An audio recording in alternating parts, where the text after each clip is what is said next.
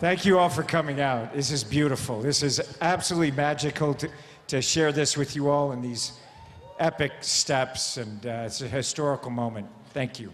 I'm just constantly looking to increase my ability as a storyteller, and what kind of skills can I improve to entertain the audience.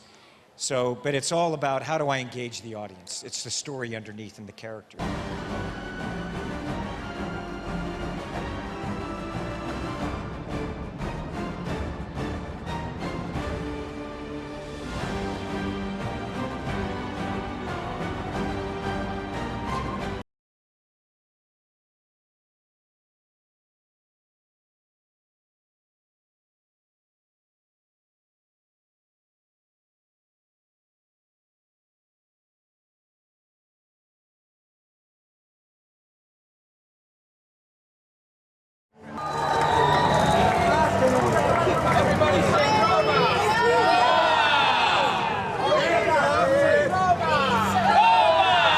That car is the car that I drove. That is the car that we drove with Hayley Atwell in there. I can't believe that it's at the bottom of these steps. We were doing donuts and the tires were on fire, smoking, not on fire, they were smoking. It's really amazing to be here. It took a lot to be able to film here during that time period. Amazing what the country did, what Rome did, what Venice did, and to be able to finally be here at this moment where we're sharing it with everyone it's quite a privilege. It's quite a privilege. Look, this is a city of cinema. You know, I mean, the films that I grew up with, watching, you know, of Italian cinema, and to be able to take these cars and create action and develop character. You know, the character of Hayley Atwell, Grace, really inspired the tone that we are allowed to have through Rome. And I've always wanted to film in Venice, and McHugh and I had talked about it for many, many years. So to be able to go from Rome to Venice, you know, you'll see it. And they're both different tones and represent a different emotional aspect of this picture. There's plenty of excitement, plenty of action, and very vivid characters, and a global cinema experience for audiences that really need to be seen on the big screen. You know, I know there's other ways to see it, but this film was really made from top to bottom, from every single location, from the characters, from the scale of the film, the mix that we have, the music in the film. It is an immersive experience for an audience. Oh God, I mean, it's the scale, I think. In the first movie I just wrapped the first season of The Crown. And it had epic scale, of course, because of the royal family and the palaces and the sets, but it was still kind of, you know, a small English theatre contingent. And then I stepped off that set, flew to Paris, landed and was straight in with Tom. And this huge movie set with so many crew and stunts, and I was doing my first stunt, and it was overwhelming at that time, but such an amazing initiation into filmmaking. And when you're around someone like Tom, who's such a cinephile and who loves what he does so much, it is life-changing, really. Oh, because they believe in that's what, you know, filmmaking is. And I think they want to take the audience on an adventure. And when you have that in mind, you have to go, okay, it's not just for us, it's for everybody. So how can we make people feel immersed in almost as if they're on that motorbike, almost as if they're jumping off that cliff themselves. And then you feel it with them rather than sort of watching someone do something impressive. And I think that's the power. On Faller, I did 6 months of training. And you're required to do that, to kind of go on the mission initiation of training, because you have to have a relationship with your body so that, you know, Tom is the best runner in the world, for example. And so suddenly if you're asked to run next to him, which I was in the first Faller, you can't be flagging behind like I was at sports day at school, you know? You have to really step up and be ready. So that's, the physicality of it is also a very beautiful gift, because you kind of have to learn about your physicality, and that's something that I didn't have before. It's not an action movie to me. It's got drama, it's comedy, it's a thriller, it's kind of sci-fi. It's kind of, I said to Tom after, it's almost like a genre of its own, you know? And that's such a beautiful, radical thing to do with a film that traditionally is seen as, oh, it's just an action movie, but it's so not. I know that anybody that watches that will feel that, and that's really exciting. At the beginning it did, but now I'm so used to him going beyond what I could ever imagine, I stop even imagining what he might be doing. And then you see him do it, and it always goes further than you imagine, so it's kind of best not to even think about it and just to watch him in awe. Started with, if I said day one was on top of a moving train in Norway, jump up there, try to grab Tom Cruise doing 70 miles an hour in the most picturesque location you possibly could in Norway. And then it didn't end until we shot this through the pandemic, so it took a little longer, but it still was just electric all the way through Rome to Venice, back to Rome, to Abu Dhabi, London, you know? It's just electric is what I'd say. I was a big fan. I remember 25 years ago sitting in the theater watching him and Henry's character throwing the piece of gum against the aquarium and Tom running out, and I thought to myself, that's the coolest shit I've ever seen in my life. I'll be honest with you. I thought when I got to Norway, we were going to watch him go off that ramp. I thought there has to be a few smoke and mirrors. There has to be. You know what I mean? Maybe at the last second, there'd be a stuntman somewhere along the line. And you get there and you watch him and you see him. First thing that happens, you hear, foo, foo, foo, foo, foo, foo, foo, and he's coming in on a helicopter, hanging off the side, practicing his runs, jumping off. And it's disbelief. You can't believe it. Make the hair, you know, on your arm stand up. And then he comes screaming down. He comes, come up on the ramp. You got to see the ramp, Shea. You got to check out the ramp. You go up on the ramp, and it's all, you know, it's all him. And that's what makes these movies so good, is because you know it's him, and you have a visceral response to that man doing his own stunts. Not that I was surprised, but he's the biggest movie star in the world. So I was surprised in the fact, somewhat surprised that he has so much time for everyone. You know what I mean? It's genuine. You can't be the way he is if it's not genuine. You know what I mean? There's no way to keep that kind of energy up that he gives everybody everybody his time. You know what I mean? So he brings all of us here together. You know what I mean? It's as good as it gets. I was so taken with a humongous set-piece, action-packed film that the acting wasn't sacrificed.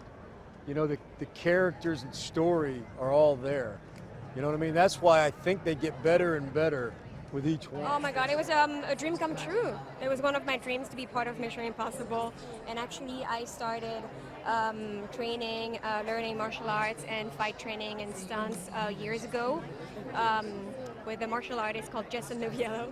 And I would even write in my schedule, in my phone, sometimes I would write Mission Impossible instead of training to kind of like manifesting. And here we are. I saw the first movie when I think I was maybe 11 in France, in French. I saw it on a tiny TV that was barely working. It was black and white, but I loved it. I was blown away by the action and by the story, and yeah. There is the biggest stunt in movie history, so that's pretty incredible. And the movie by itself, it's not even the biggest thing in the movie. Everything is incredible. I saw the movie 2 days ago. I was just blown away. For a few minutes after I watched the movie, I couldn't even talk. I was just processing the movie. I can't wait to watch it again with an audience. I grew up watching the TV series, and then I watched every single one of the franchise with my wife. So I was a fan to begin with. So when I got the call from Tom and McHugh, I was like, you had me at hello, you know? We did Days of Thunder all those years ago, and Tom is he's an incredible human being. He's a wonderful guy, as you know, incredible actor, insane stuntman. But his stunts, he doesn't just, he trains for a long time for each one. The method that he takes to perfect each and every stunt, sometimes over a period of a year. I mean, he's like a perfectionist. And I don't know how many jumps he did, something like in the tens of thousands to prepare for this big jump that he does. He's unbelievable. The guy's unbelievable. And he's a wonderful producer to boot. So, yeah, he's an extraordinary guy. This is going to be tough to top. It's the biggest action movie of all time. It really is. And I'm so thrilled to be a part. I'm excited for the fans. They have no idea what they're in for. I mean, this stunt alone is going to blow their minds. You see this Fiat right behind me? This is the stunt that Tom and Hayley do down these steps. This is why we're doing the premiere here. It's nail-biting stuff. I mean, I watched it with an audience, and there was a guy next to me. He left an imprint on the armrest. That's how nervous he was. It was insane. Tom is always raising the bar. That's the thing about Tom. He's not satisfied with, okay, that'll do, or all right. That's just not in his lexicon. It has to be brilliant. It has to be huge. It has to be massive. Because he's always thinking about his fans. He doesn't want to let them down. So he's constantly pushing himself. Wow, I love working with Tom and McQuarrie. That's the first thing. Like their work ethic and how smart they are, and taking care of everyone is something that you don't find everywhere. So I feel blessed that I'm working with them. Well, they're the best at what they do. They know they're like McQuarrie is a genius, and also Tom, and their complicity together makes these things happen. And for me, this is the best franchising ever, and they're making it wonderful. All the extreme scenes of stunt scenes, the scene in the steps is spectacular. It's spectacular. The scene in Venice, it makes me dream about it at night. The scene in Venice, and also, you know, this is an action movie, like packed of action and stunts, but it's also a movie that carry the emotion of the characters and the arc. So they really take care of every character in the movie, and that's very important for the audience to recognize themselves in some of them. Whenever you think he's in the up top there in the mountain, he goes further. So yeah, it surprises me, but I think it's nothing impossible for him. Tom and McQuarrie can't bring anything but a sense of adventure, because you're either jumping off something, something will be explosive, it's either real life, it's a weekend race, or it's actually shooting. So nothing is mediocre in this world. The prep is intense. We train, we do martial arts, I did sword fighting. You have to be prepared for everything in these movies, and that's also one of the reasons why I love making them. If you like Mission Impossible, it's another Mission Impossible movie and you will enjoy it. We will not disappoint. It is bigger, it is grander, it's more explosive. It's Tom Cruise on a motorbike off a cliff and 4 fantastic women and more. I mean, go and see it. This is, I think, a pinnacle. The franchise is one of the top, if not the top, action franchise, movie franchise. To be involved in such a, significant role as the main villain is a highlight, if not the highlight of my career. And it just makes me feel like I did the right thing by taking a chance on this career. Whereas a kid from the Bronx, with my background, there weren't many opportunities. So to be here, to be working with one of the greatest movie stars, if not, I don't know who else has done what he's done for 4 decades. It has been not only an honor, but a real learning experience. And I hope to get a chance to do it more or again in my life. They're going to be surprised at how a story can be twisted again and again. How many surprises, how shocking it can be, and how funny. There's so many moments in there that I unexpected humor, but good humor. Like, I was a fan of the series as a child, a couple of years ago. But it's amazing what Tom has done. Tom Cruise, in case you don't realize. What he's done, when you watch the first one and see how he's evolved, how much more refined and lethal and just purposeful his work is. It's like the Beatles. Everyone is slightly different and everyone's fantastic, truly. And they get better and they get better. It's hard to believe after Fallout, but this one is even more extraordinary in its grip on you. Yeah, truly. I was gobsmacked when I saw it. And I was I was there when we put the ingredients together. But when it came out of the oven, it was like, oh, yeah, beautiful, fantastic. My role is not that physical because he's a bureaucrat. He spent a lot of time looking at information and trying to sort things out and keep things moving as they should. They're going to be gobsmacked by the entertainment they're going to absorb. I was talking to someone in the armed forces and I said, this stuff that we do is, and they said, no, you don't understand. After a day of what we go through, we love to see this stuff. The way it's presented, with the acumen that it's presented with, the detail they put into it, regardless of how it might actually show up, they love it. So I was thrilled about that. So many good and intense memories of filming here in Rome. We have this yellow car behind us, which we nicknamed Trixie because she had a mind of her own. And so to spend 5 months learning how to drift with Trixie whilst both Tom and I were handcuffed to each other meant that by the time we got out to Rome, we had a good chance that we weren't going to harm the city, the streets, the fountains, the stairs, other people. And so the fact that we've come back here with the city intact and also thriving is such, it feels bittersweet. It has been relentless and intense in the most life-affirming way. It's both McHugh and Tom have this symbiotic relationship whereby they are bouncing ideas off each other all the time. So you can walk onto set on any given day and a script change will happen, or they'll throw out a new bit of dialogue, and they are encouraging you to come, as the actor, to come up with ideas. And so it's very much a collaborative back and forth process. And I knew going into it that if I surrendered to that process, then I was going to have the most extraordinary ride and surprise myself with what I could do.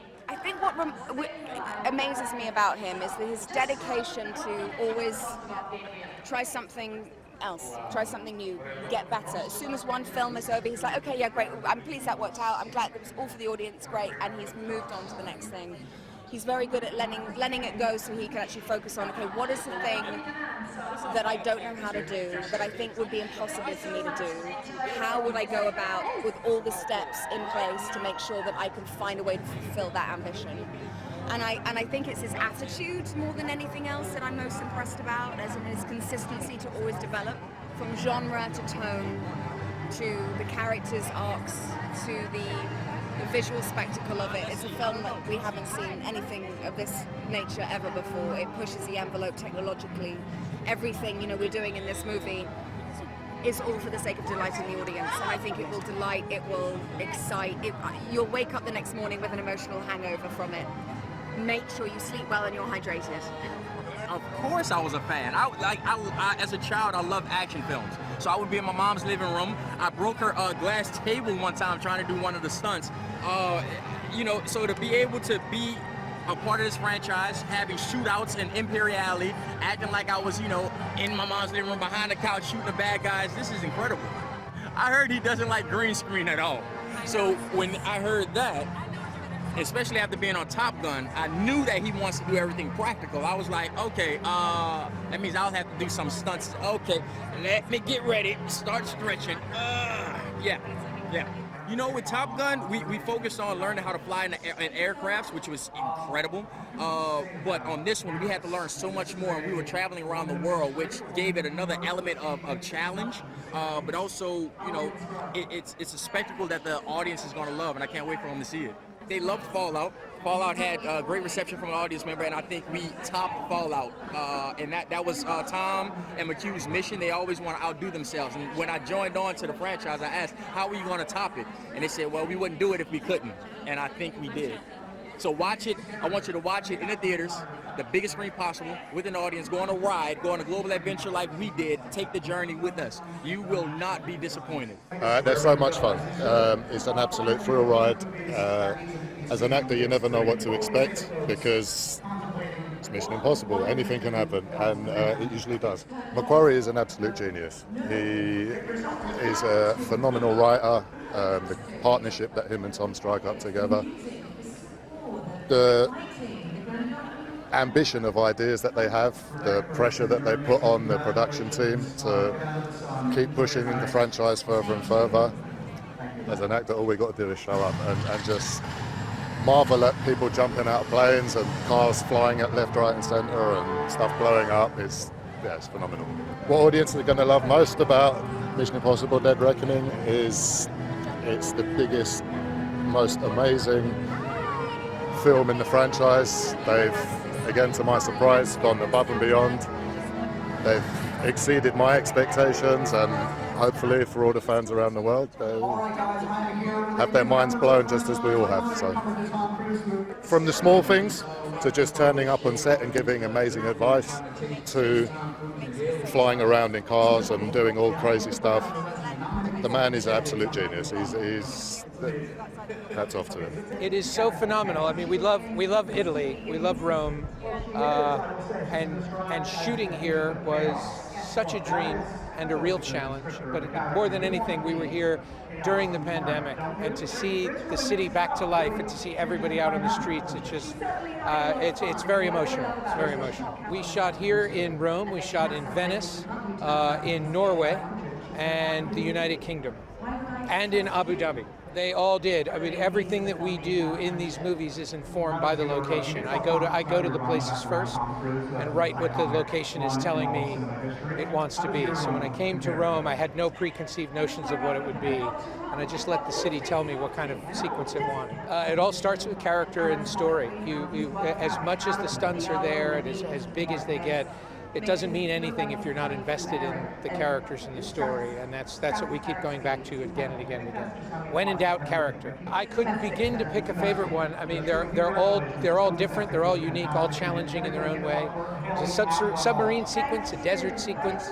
There is a car chase in Rome, a foot chase in Venice, and a massive train sequence in the third act of the movie. There's something for everybody. Seeing it on the biggest screen possible, and really it's having a shared experience with an audience. That's really what we're all about. That's what we're trying to preserve.